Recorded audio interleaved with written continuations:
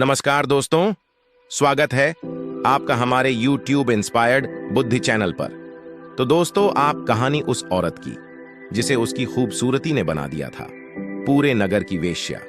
दरअसल ये एक ऐसी स्त्री की वर्षों पुरानी कहानी है जब उसका सौंदर्य ही उसका सबसे बड़ा शत्रु बन गया और उसे अपनी अस्मिता समाज में अपनी सौंदर्य के कारण गंवानी पड़ी, और वह मात्र एक नहीं वरन पूरे राज्य के भोग की वस्तु बन गई। इतिहास में इन्हें आम्रपाली के नाम से जाना जाता है, लेकिन इनका एक नाम अम्बपाली या अम्बपालिका भी है।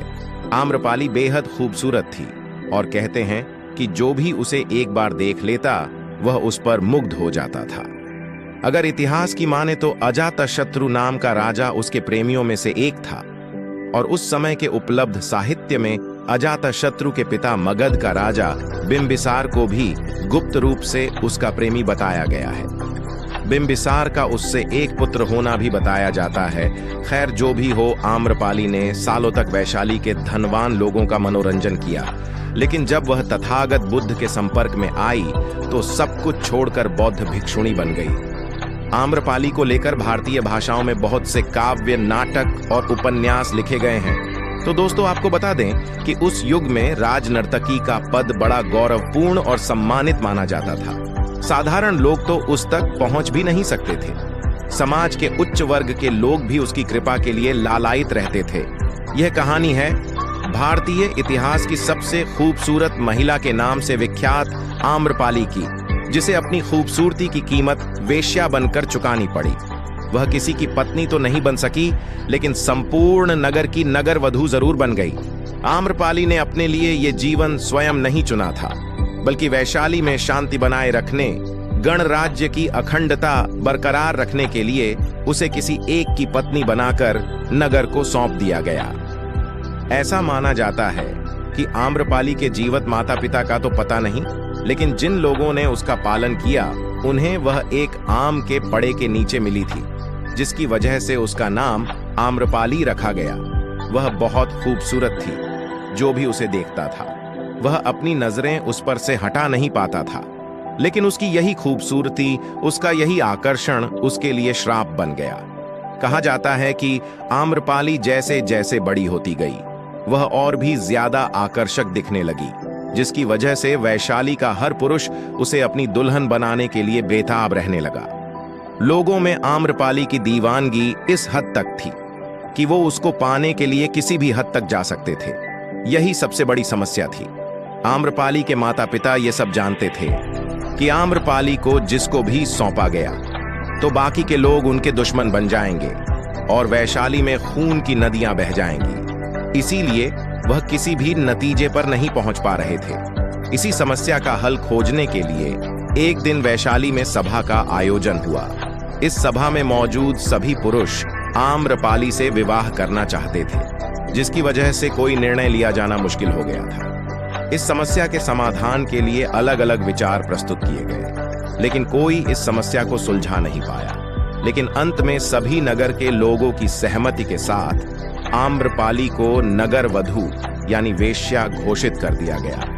ऐसा इसीलिए किया गया क्योंकि सभी जन वैशाली के गणतंत्र को बचाकर रखना चाहते थे, लेकिन अगर आम्रपाली को किसी एक को सौंप दिया जाता तो इससे एकता खंडित हो सकती थी। नगर वधू बनने के बाद हर कोई उसे पाने के लिए स्वतंत्र था। इस तरह गणतंत्र के एक निर्णय ने उसे वेश्या बनाकर छोड़ दिया। लेकिन आम्रपाली की कहानी यही समाप्त नहीं होती है। आम्रपाली नगर वधू बनकर सालों तक वैशाली के लोगों का मनोरंजन करती है, लेकिन जब एक दिन वो भगवान बुद्ध के संपर्क में आती है तो सब कुछ छोड़कर एक बौद्ध भिक्षुणी बन जाती है। बुद्ध अपने एक प्रवास में वैशाली आए। कहते हैं कि उनके साथ सैकड़ों शिष्य भी हमेशा साथ रहते थे। सभी शिष्य प्रतिदिन वैशाली की गलियों में भिक्षा मांगने जाते थे। वैशाली में ही आम्रपाली का महल भी था। एक दिन उसके द्वार पर भी एक भिक्षुक भिक्षा मांगने के लिए आया। उस भिक्षुक को देखते ही वह उसके प्रेम में पड़ गई। वह अपने परकोटे से भागी आई और भिक्षुक से बोली, आइए, कृपया मेरा दान ग्रहण करें। उस भिक्षुक के पीछे और भी कई भिक्षुक थे। उन सभी को अपनी आंखों पर विश्वास नहीं हुआ। जब युवक भिक्षु आम्रपाली के भवन में भिक्षा लेने के लिए गया तो वे ईर्ष्या और क्रोध से जल उठे। भिक्षा देने के बाद आम्रपाली ने युवक भिक्षु से कहा, 3 दिनों के बाद वर्षा काल प्रारंभ होने वाला है। मैं चाहती हूं कि आप उस अवधि में मेरे महल में ही रहें। तभी यह बात सुनकर युवक भिक्षु ने आम्रपाली को कहा, मुझे इसके लिए अपने स्वामी तथागत बुद्ध से अनुमति लेनी होगी। यदि वे अनुमति देंगे तो मैं यहां रुक जाऊंगा। युवक भिक्षु बुद्ध के पास पहुंचने से पहले ही कई भिक्षु वहां पहुंच गए और उन्होंने इस बात को बढ़ा चढ़ाकर सुनाया।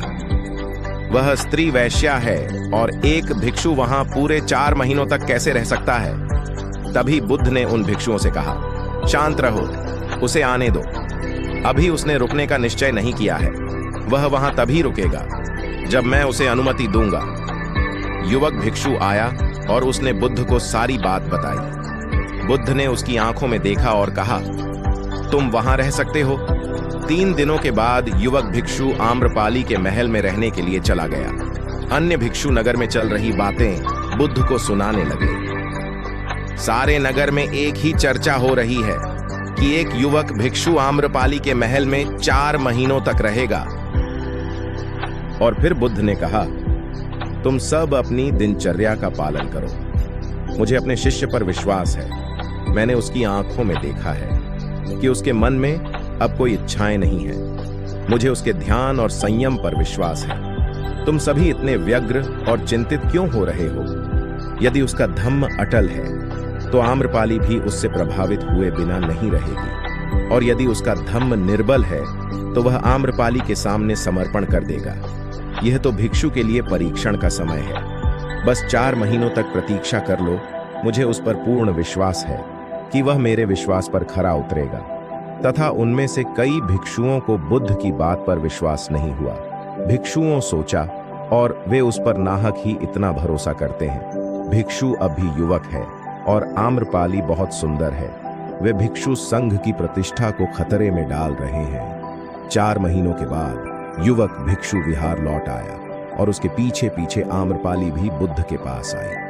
आम्रपाली ने बुद्ध से भिक्षुणी संघ में प्रवेश देने की आज्ञा मांगी। उसने कहा, मैंने आपके भिक्षु को अपनी ओर खींचने के हर संभव प्रयास किए, पर मैं हार गई। उसके आचरण ने मुझे यह मानने पर विवश कर दिया कि आपके चरणों में ही सत्य और मुक्ति का मार्ग है। मैं अपनी समस्त संपदा भिक्षु संघ के लिए दान में देती हूँ, और यह सब भगवान बुद्ध को कहकर अपनी सारी संपत्ति भिक्षुओं के लिए दान कर दी। यह सब देखकर सारे भिक्षु उसे देखते रह गए और आम्रपाली के महल और उपवनों को चातुर्मास में सभी भिक्षुओं के रहने के लिए उपयोग में लिया जाने लगा। और आगे चलकर आम्रपाली बुद्ध के संघ में सबसे प्रतिष्ठित भिक्षुणियों में से एक बनी, जबकि यशोधरा को भी बुद्ध ने भिक्षुणी बनाने से इनकार कर दिया था। किंतु आम्रपाली की श्रद्धा, भक्ति और मन की विरक्ति से प्रभावित होकर नारियों को भी उन्होंने संघ में प्रवेश का अधिकार प्रदान किया। धन्यवाद। प्यारे दोस्तों, आपको यह कहानी अच्छी लगी हो तो लाइक करें और कमेंट करें। अगर चैनल पर नए हैं तो चैनल को सब्सक्राइब करें, क्योंकि हम आगे भी इसी तरह की कहानी लाते रहेंगे।